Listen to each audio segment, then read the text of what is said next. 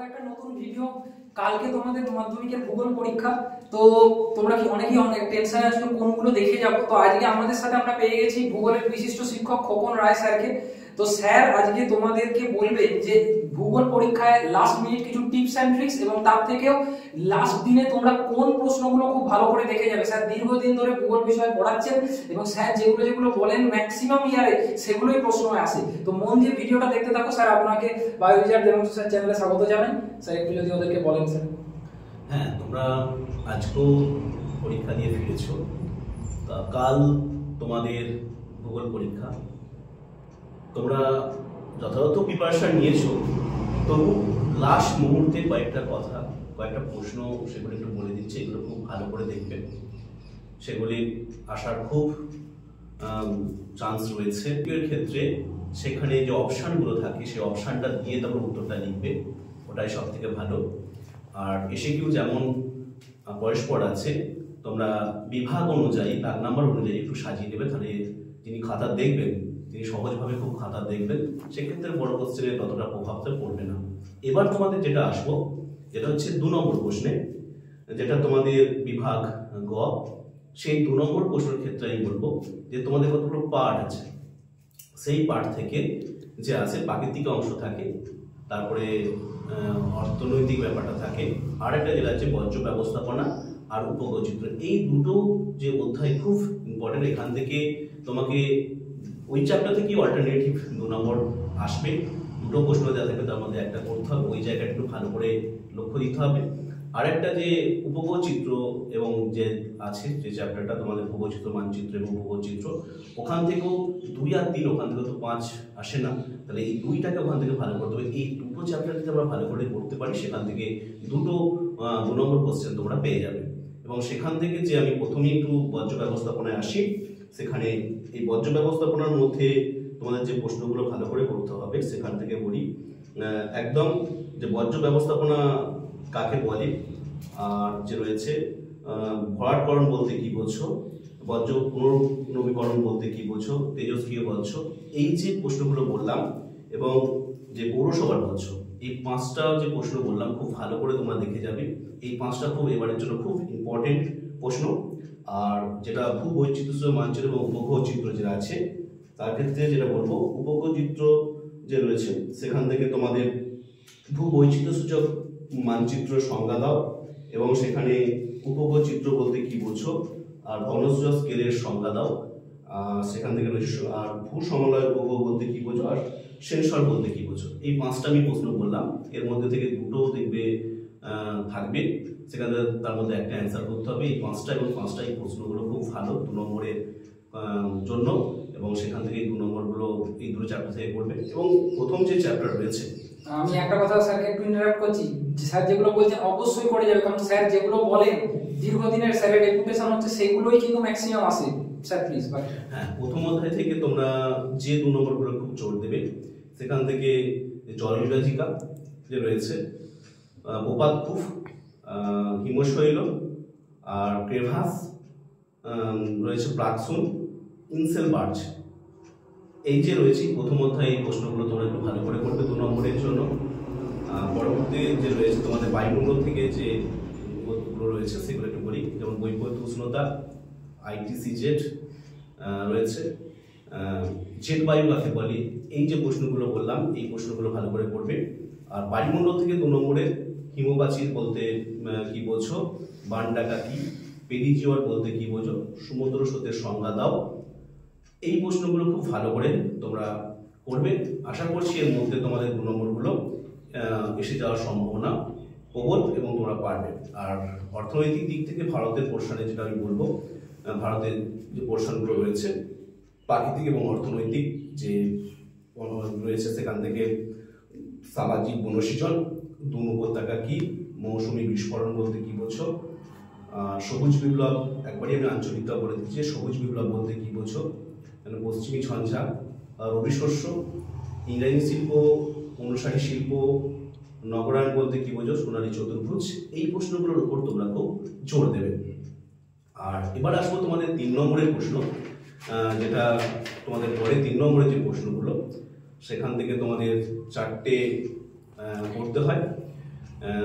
সেখানে একটা অথবা একটা প্রশ্ন এরকম দেওয়া থাকে। প্রথমে তোমাদের প্রাকৃতিক অংশ থেকে একটা দুটো দেওয়া থাকে, তারপরে ভারতের যে পোর্শন সেখান থেকে তোমাদের প্রাকৃতিকের অংশ থেকে দুটো দেওয়া থাকে, একটা করতে হয়। ভারতের যে আঞ্চলিক পোর্শন আছে, কৃষি, শিল্প, জনসংখ্যা যে চ্যাপ্টার তোমাদের রয়েছে, সেই চ্যাপ্টার থেকে তোমাদের সেখান থেকে দুটো প্রশ্ন করে একটা অ্যান্সার করতে হয় তোমাদের যে রয়েছে। এবং সেখানে ওই দুটোতে অল্টারনেটিভ থাকে, যে প্রাকৃতিক এবং অর্থনৈতিক যে রয়েছে তাদের মধ্যে একটা একটা করে প্রশ্ন থাকবে, সেখান থেকে তোমাকে একটা অ্যান্সার দিতে হয়। আর বর্জ্য ব্যবস্থাপনা থেকে দুটো পড়বে, সেটা একটা অ্যান্সার দিতে হয়। আর যেটা উপগ্রহ চিত্র থেকে দুটো করে একটা অ্যান্সার দিতে হয় 3 নম্বরের। আমি জাস্ট লাস্ট দিক থেকে যে চারের যে প্রশ্ন থাকে সেই প্রশ্ন নিয়ে তোমাদের একদম যে উপগ্রহ চিত্র মানচিত্রের মধ্যে যে অধ্যায়টা রয়েছে সেখান থেকে আমি 4টে প্রশ্ন একটু বলে দিচ্ছি। যে জিওস্টেশনারি ও সানসিঙ্ক্রোনাস উপগ্রহের মধ্যে পার্থক্য, উপগ্রহ চিত্রের ব্যবহার, আর উপগ্রহ চিত্র ও ভূবৈচিত্র্য মানচিত্রের প্রধান বৈশিষ্ট্য, আর দূর সংবেদনের সুবিধা অসুবিধা যে রয়েছে, এই 4টে প্রশ্ন খুব ভালো করে পড়বে। তার মধ্যে দুটো আরো ভালো করে বলে দিচ্ছি, সেটাতে জোর দেবে। তাহলে জিওস্টেশনারি ও সানসিঙ্ক্রোনাস উপগ্রহের মধ্যে পার্থক্য আর হচ্ছে উপগ্রহ চিত্রের ব্যবহার, এই দুটো প্রশ্নের উপর খুব জোর দেবে। সেখান থেকে হয়তো তারপরে আরো যে দুটো বললাম একটু দেখে যাবে তোমরা। এবার আসি তোমাদের একদমই যে বর্জ্য ব্যবস্থাপনা, যে 4-2 যে প্রশ্নগুলো পড়বে সেখান থেকে বর্জ্য ব্যবস্থাপনার যে রয়েছে, আমি এটাও 4টে বলবো, তার মধ্যে দুটো আরো ইম্পর্টেন্স, তার মধ্যে দুটো আরো যেটা জোর দিয়ে যাবে সেটা আমি বলে দেবো। যে বর্জ্য ব্যবস্থাপনা শিক্ষার্থীর ভূমিকা, 2 নম্বর হচ্ছে বর্জ্য ব্যবস্থাপনার প্রয়োজনীয়তা, 3 নম্বর হচ্ছে প্রকৃতি অনুসারে বর্জ্যের যে রয়েছে প্রধান সহ শ্রেণীবিভাগ, আর গ্যাসীয় বর্জ্যের নিয়ন্ত্রণ সম্পর্কে লেখো। এই 4টে যে প্রশ্ন বললাম, এই 4টের মধ্যে দুটো ভালো করে যে দেখে যাবে, সেটা হচ্ছে বর্জ্য ব্যবস্থাপনার শিক্ষার্থীর ভূমিকা আর বর্জ্য ব্যবস্থাপনার প্রয়োজনীয়তা। এই দুটো প্রশ্ন খুব ভালো করে পড়ে যাবে এবং আশা করছি আসতে পারে 4টের মধ্যে, দুটোর মধ্যেও একটা আসতে পারে। 4-3 যে প্রশ্ন, আমি একটু পেছন দিক থেকে যাচ্ছি, 4-3 প্রশ্ন যেটা রয়েছে সেখান থেকে ভারতের যে পোর্শনটা আছে, ভারতের প্রাকৃতিক এবং অর্থনৈতিক, এখান থেকে অল্টারনেটিভ প্রশ্ন, সেখান থেকে যে প্রশ্নগুলো খুব জোর দেবে সেটা একটু বলি। যেটা হচ্ছে বৃষ্টির জল সংরক্ষণে তামিলনাড়ুর রাজ্যের ভূমিকা, ভারতের অরণ্য সংরক্ষণের যে 3 উপায়, আর ভারতের প্রান্তীয় চিরহরিত অরণ্য আর প্রান্তীয় পর্ণমোচী যে উদ্ভিদের মধ্যে পার্থক্য, দক্ষিণ ভারতের কফি চাষ উন্নত কেন, পাঞ্জাব বা হরিয়ানার কৃষি উন্নতির কারণ, আর ভারতে নগরায়নের যে রয়েছে কারণ এবং সমস্যাগুলো একটু দেখে যেতে হবে। স্যার এই প্রশ্নগুলো আমরা না চাইলেও ছবি দিতে হবে নাকি? এই আঞ্চলিকের পোর্শনে ততটা ছবি নয়, যে প্রাকৃতিক এবার যেটা জানা আছে, প্রাকৃতিকের যে অংশটা বলবো সেখান থেকে ছবিটা দিতে হবে যে রয়েছে। যেমন ধরো 4-এর যে 1-এর প্রশ্ন পড়বে, সেখান থেকে প্রাকৃতিকের টোটালটা পড়বে। সেখানে তোমাদের প্রথম অধ্যায় যে রয়েছে বায়ুমণ্ডল ও বায়ুমণ্ডল, যে নদী বায়ু হিমবাহের কার্য, আর বায়ুমণ্ডল ও বায়ুমণ্ডল, সেখান থেকে অল্টারনেটিভ দুটো প্রশ্ন পড়ে। সেখানের মধ্যে একটু জোর দেবে যে প্রশ্নগুলো, সের মধ্যে মরু অঞ্চলে বায়ুর কার্যে প্রাধান্য লাভের কারণ, শীত বালিয়াড়ি ও তির্যক বালিয়াড়ির মধ্যে পার্থক্য, আর গিরিখাত ক্যানিয়নের মধ্যে পার্থক্য, আর উষ্ণতা বৃষ্টিপাতের লেখচিত্রে ভূমধ্যসাগর ও মৌসুমী জলবায়ু চিহ্নিতকরণের যে উপায়গুলো রয়েছে সেইগুলো একটু ভালো করে, এই কটা প্রশ্ন ভালো করে সেখান থেকে দেখে যাবে। তার সঙ্গে বডি গঠনের অনুকূল অবস্থাটা একটু দেখতে পারো তোমরা এই প্রশ্নগুলো। স্যার তাহলে আমরা 5 নম্বরে কি প্রশ্ন দেখে যাবে? 5 নম্বরে খুব একটা সাজেস্টিভ দেখে দেওয়া যায়। এইভাবে যদি আমরা প্রাকৃতিকের, তোমরা জানো যে রয়েছে প্রাকৃতিকের থেকে 4টে প্রশ্ন পড়ে, সেখান থেকে এই 5-এর দাগে যে 1-এর প্রশ্ন, সেটা প্রাকৃতিকের অংশ থাকে। সেখানে 4টে পোর্শন তোমাকে প্রশ্ন থাকে, সেখানের মধ্যে দুটো অ্যান্সার করতে হয়, সেটা নিয়ে একটু আলোচনা প্রথমেই বলি। সেখান থেকে তোমাদের যে প্রথম অধ্যায় যে নদী বায়ু হিমবাহের কার্য, সেখান থেকে একটা প্রশ্ন, বায়ুমণ্ডল থেকে দুটো প্রশ্ন থাকে, আর সমুদ্র যে বায়ুমণ্ডল আছে সেখান থেকে একটা প্রশ্ন থাকে। তাহলে এবারে যেটা প্রথম অধ্যায় থেকে যে নদী বায়ু হিমবাহের কার্য, সেখান থেকে খুব ইম্পর্টেন্ট যেটা হয় সেটা হচ্ছে হিমবাহ পোর্শনটা, এই হিমবাহের কার্যটা। এই হিমবাহের কার্যের যে দুটো প্রশ্ন, যে হিমবাহের ক্ষয় কার্যের ফলে গঠিত 3টি ভূমিরূপের চিত্র সহ বিবরণ দাও, অথবা যেটা হচ্ছে হিমবাহ ও জলধারার মিলিত কার্য। এই দুটো প্রশ্ন এবারে খুবই ইম্পর্টেন্ট। তার সঙ্গে তোমরা একটা দেখে যেতে পারো, এই দুটো তো ভালো করে করবি হিমবাহ পোর্শনটা, তাহলে নদীর কার্যের ফলে সৃষ্ট যে ভূমিরূপ, এইটা একটু বলবো যে দেখে যাবে। আর এখানে একটা কথা বলে দিই, যে প্রাকৃতিকের অংশ, সেখান থেকে যে 5-এর যে প্রশ্ন পড়ে চিত্র সহ না দেওয়া বলে থাকলেও তোমরা চিত্র কিন্তু দেবে, যে প্রাকৃতিকের অংশে যে যেগুলো রয়েছে সৃষ্ট ভূমিরূপ যেগুলো ব্যাপারটা রয়েছে তোমাদের সেখানে কিন্তু তোমাদের ছবি দিতে হবে। এই পোর্শনে একটা বলে 5-এর দাগের একের সঙ্গে থাকে, আর 5-এর দাগের 1-2 যে প্রশ্ন সেটা হচ্ছে বায়ুমণ্ডল থেকে থাকে, আর 5-এর দাগের 1-এর যে 3 এই দুটোই কিন্তু বায়ুমণ্ডলের থাকে। সেখান থেকে আমি 3টে প্রশ্ন বলছি। বায়ুমণ্ডলে উষ্ণতার তারতম্যের কারণ, উষ্ণতার তারতম্য অনুযায়ী বায়ুমণ্ডলের স্তরবিন্যাস, সেখান থেকে তোমাদের পার্ট ট্রপোস্ফিয়ার ট্র্যাটোস্ফিয়ার সম্পর্কে বলতেও পারে, আর না হলে এরকম বলতে পারে যে উষ্ণতার তারতম্য অনুসারে বায়ুমণ্ডলের স্তরবিন্যাস। আর একটা হচ্ছে 3 প্রকার বৃষ্টিপাত সম্পর্কে দেখো। বায়ুমণ্ডল থেকে 3টে প্রশ্ন যদি করে যাও তো দেখো দুটোই কমন পেতে পারে, নাহলে একটা অবশ্যই এখান থেকে আসবে। আর যেটা হচ্ছে বায়ুমণ্ডল থেকে 2টো প্রশ্ন, এটা সমুদ্র সৃষ্টির কারণ আর জোয়ার ভাটা সৃষ্টির কারণ, এটা হচ্ছে 5-এর দাগের 1-4। এই ধরনের প্রশ্ন, এই দুটোর মধ্যে প্রশ্ন একটা আসার সম্ভাবনা খুব প্রবল বলতে পারি। অবশ্যই করে যাবে স্যারের কথা অনুযায়ী। এই যে আমি একদম দাগ নাম্বার দিয়ে বলে দিলাম যে 4-এর দাগের 1-এর থেকে আমি দুটো খুব ভালো করে বলেছি, তার সঙ্গে একটা এক্সট্রা করেছি। এখান থেকে যে 4টে প্রশ্ন করলাম সেখান থেকে তোমার দুটো অ্যান্সার করতে হবে। তোমরা যদি বলো যে আমরা একটা অধ্যায় অমিট করে যাবো, যে বায়ুমণ্ডলটা হয়তো বললাম না, সেখানে নদী ব্যবহার কার্য এবং যদি বায়ুমণ্ডলটা ভালো করে সেখানে হয়তো পেতে পারে, এটা রিস্ক হয়ে যায়।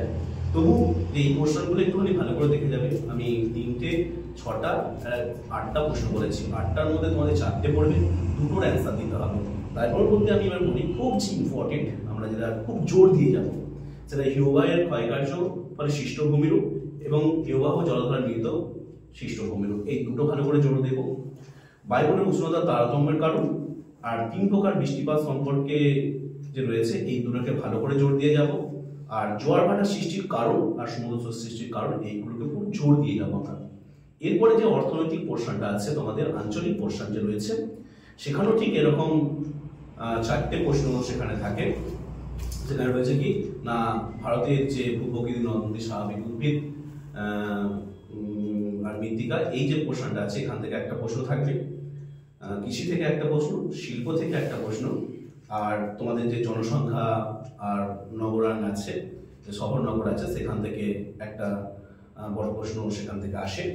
সেটা নিয়ে আমি একটু আলোচনা করবো আজকে, যেটা হচ্ছে একদমই তোমাদের যে ভারতের যে প্রাকৃতিক যে অংশটা রয়েছে সেখানে অনেকটা বড় যে চ্যাপ্টার রয়েছে, সেখান থেকে একটা প্রশ্ন পড়ে। তবুও আমি ওখান থেকে একটু জোর দিয়ে যেতে বলবো, যেটা হচ্ছে দুটো পার্থক্য বলবো। ভারতের পূর্ব উপকূল এবং পশ্চিম উপকূলের মধ্যে পার্থক্য, আর উত্তর ও দক্ষিণ ভারতের নদ নদীর মধ্যে পার্থক্য। এই দুটো পার্থক্য তোমরা খুব ভালো করে পড়ে যাবে। আর একটা প্রশ্ন ওখান থেকে পড়ে যাবে, যেটা হচ্ছে ভারতের জলবায়ু নিয়ন্ত্রক এইটা, আর ভারতের যে 2 প্রকার মৃত্তিকা সম্পর্কে আলোচনা। এই 4টে পোর্শন তোমরা ভালো করে পড়বে। তার থেকে আমি যেটা বলবো, যেটা হচ্ছে দুটো পার্থক্য খুব ভালো করে পড়ে যাবে। এটা হচ্ছে 5-এর দাগের 2-এর 1-এর এই পোর্শন থেকে তোমাদের প্রশ্ন আসে, সেখান থেকে তোমরা ভালো করে পড়ে যাবে। যেটা হচ্ছে তোমাদের যে দুটো পার্থক্য আর ভারতের জলবায়ুর যে নিয়ন্ত্রক, তাহলে তোমরা এখান থেকে একটা প্রশ্ন কমন পেতে পারো। এবার আসবো যে একদম কৃষি। তোমাদের কৃষিতে যেটা পড়ে যে কোনো ফসল যে তোমাদের দিয়ে আছে, মানে সিলেক্ট করা আছে যে ফসলগুলো, সেই ফসলগুলো উৎপাদনের অনুকূল প্রাকৃতিক অবস্থা। এখানে একটু কথা বলে দিই, তোমাদের প্রশ্নটা থাকে প্রাকৃতিক মানে অনুকূল প্রাকৃতিক অবস্থা। তুমি প্রাকৃতিক অবস্থাও লিখবে, অনেকে অর্থনৈতিক অবস্থাটা লিখে দাও, কিন্তু এখানে লেখার কোনো দরকার নেই। শুধুমাত্র প্রাকৃতিক অংশটাই সেখানে তোমাকে বলবে। প্রাকৃতিক অংশগুলো তোমাদের যেগুলো ক্রাইটেরিয়াগুলো আছে সেগুলো লিখতে হয়। এখানে খুব জোর দেবে যেটা হচ্ছে গম, চা, কফি, এই 3টে ভালো করে খুব করবে। আর কার ফার্স্ট একটু দেখে যাবে। গম, চা, কফি এই 3টেকে খুব ভালো করে 5-এর দাগের 2-এর প্রশ্ন এগুলো পড়ে। এবার যেটা আছে সেটা হচ্ছে শিল্প থেকে 5-এর দাগের 2-এর 3-এর যে প্রশ্ন শিল্প থেকে আসে। আমি দুটো প্রশ্ন বলে দেবো, এই দুটো প্রশ্ন তোমাদের শিল্প থেকে খুব ভালো লাস্ট পোর্শনে দেখে যাবে। যেটা হচ্ছে পূর্ব ভারতের রত্ন শিল্প গড়ে ওঠার কারণ বা কেন্দ্রীভবনের কারণ, আর একটা হচ্ছে পশ্চিম ভারতের পেট্রোলিয়াম শিল্প কেন্দ্রীভবনের কারণ। এই দুটো করলে আশা করি তোমরা একটা কমন পেতে পারো, সম্ভাবনা প্রবল রয়েছে। আর ভারতের যে একদম লাস্টে যেটা রয়েছে সেটা একটা প্রশ্ন বলবো, যে জনসংখ্যা থেকে। ভারতের জনসংখ্যার অসম বন্টনের যে প্রধান কারণগুলি আলোচনা করো। এই যে প্রশ্নটা, এই প্রশ্নটা তোমরা ভালো করে করে যাবে সেখান থেকে। তাহলে একটা শুধু জনসংখ্যা থেকে বললাম, এটা 5-এর দাগে 2-এর 4-এর প্রশ্ন আমি বলে দিলাম, সম্ভবত এটা আসার সম্ভাবনা খুব প্রবল। একটাই বলেছি শিল্প থেকে 5-এর জায়গায় 2-এর যে 3-এ সেখানে দুটো প্রশ্ন বলেছি। পুরো ভারতে রথ শিল্প আর ভারতের পশ্চিমাঞ্চলে শিল্প কেন্দ্রীয় ভবনের কারণ। এটা থেকে আমি একটা খুব বলে দিচ্ছি সম্ভাবনা প্রবল যেটা হচ্ছে পূর্ব ভারতের লোক শিল্প কেন্দ্রীয় ভবনের কারণটা খুব ভেরি ভেরি ইম্পর্টেন্ট এবারের জন্য। লাস্ট যে দুটো প্রশ্ন বলছি সেটা খুব ভালো করে একটু পড়ে যাবে। পূর্ব ভারতের লোক শিল্প কেন্দ্রীয় ভবনের কারণ, শিল্প থেকে আমি দুটো বলেছিলাম, সেখান থেকে একটা প্রশ্ন যেটা বললাম পূর্ব ভারতের লোক শিল্প কেন্দ্রীয় খুব মানে খুব ইম্পর্টেন্ট প্রশ্ন এটা। এবারে প্রশ্নে থাকার সম্ভাবনা খুবই প্রবল।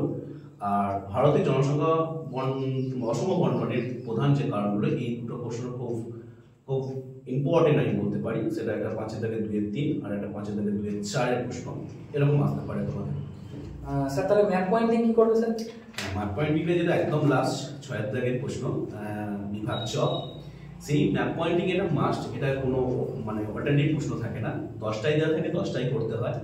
এবং সেটাকে একটুখানি ম্যাপ পয়েন্টিং এর আগে কথা বলি, লাস্ট দু একটা কথা বলবো তবুও। ম্যাপ পয়েন্টিং এটা করতে হবে অবশ্যই, দাগ নাম্বার অবশ্যই দিতে হবে যে ম্যাপ পয়েন্টিং করছো, দাগ নাম্বার, এবং সেখানে পাশে যেটা ম্যাপ পয়েন্টিং করছো সেটা লিখে দেওয়া মানে ভালো। কেন তোমাদের লিখতে হবে যে প্রতীক চিহ্ন সহ তোমাদের লিখতে হয়, সেই প্রতীক চিহ্ন দিয়েই তোমরা ম্যাপ পয়েন্টটা করবে। প্রথমেই যেটা পর্বত থেকে বলবো, যে পর্বতের যে অংশগুলো রয়েছে সেখান থেকে যে ম্যাপ পয়েন্টটা পড়ে, আরাবলি পর্বত, শিবালিক পর্বত রয়েছে, সাতপুরা পর্বত, এগুলো খুবই ইম্পর্টেন্ট। বিন্দ পর্বত যে রয়েছে, এটা নদ নদী থেকে তোমাদের নর্মদা নদী তো এসে গেছে তোমাদের আগে, সেটা বাদ দিয়ে তোমরা নদীগুলো দেখে যেতে হবে। যে নদীগুলো, কাবেরী নদীটা খুব ইম্পর্টেন্ট, গোদাবরী, কৃষ্ণা, এই 3টে নদী এবারে খুবই ইম্পর্টেন্ট রয়েছে। এরপরে যে অন্তর্বাহিনী নদী যে দুনি আছে এটা একটু দেখেছেও সেই সময় থেকে নদী থেকে। আর তোমাদের যে বিষ্ণুবহুল অঞ্চল মৌসিনরাম, এটা খুব ইম্পর্টেন্ট। হ্রদের মধ্যে যেটা রয়েছে সেটা হচ্ছে লোকটাক হ্রদ, চিল্কা হ্রদ, ডাল হ্রদ, এই হ্রদগুলো খুব ইম্পর্টেন্ট রয়েছে। আর যেটা হচ্ছে তোমাদের মৃত্তিকা যে অঞ্চল, সেই মৃত্তিকা অঞ্চল থেকে তোমাদের যে কৃষ্ণ মৃত্তিকা অঞ্চল, পনি মৃত্তিকা অঞ্চল আর মরু মৃত্তিকা অঞ্চল, এগুলো পড়বে। আর ম্যানগ্রোভ অরণ্যটা খুব ভালো করে দেখে যাবে, ম্যানগ্রোভ অরণ্য একটা ইম্পর্টেন্ট এবারের জন্য, ম্যানগ্রোভ অরণ্য। আর তোমার যদি শিল্প দেখতে চাও, সেই শিল্পটা হচ্ছে পশ্চিম ভারতে কাঠপাত শিল্প, পূর্ব ভারতে গলফার শিল্প, পূর্ব ভারতে ইঞ্জিনিয়ারিং শিল্প, আর তোমার রয়েছে দক্ষিণ ভারতে জলপাত শিল্প। এই শিল্পগুলো খুব ভালো করে দেখে যাবে। আর তোমাদের যে কৃষি আছে, সেই কৃষি থেকে কফি উৎপাদক অঞ্চল, গম উৎপাদক অঞ্চল, কার্পাস উৎপাদক অঞ্চল, আর যেটা রয়েছে এই 3টে ভালো করে সেখান থেকে দেখে যাবে। আর বন্দরের মধ্যে যেটা রয়েছে পশ্চিম উপকূলের যে স্বাভাবিক প্রত্যাশাযুক্ত বন্দর, কলকাতার পরিপূরক বন্দর, করমুক্ত বন্দর, এই বন্দর 4টে ভালো করে দেখে যাবে। এছাড়াও যে শহর অঞ্চলের মধ্যে বেঙ্গালুরু, দিল্লি, কলকাতা, মুম্বাই, এগুলো দেখে যাবে। প্রশাসনিক বিভাগ হিসেবে দিল্লি, এই পোর্শনগুলো একটু ভালো করে তোমরা দেখে যাও, তাহলে কিন্তু ম্যাপ পয়েন্টটা অনেকটা সহজ হয়ে যাবে।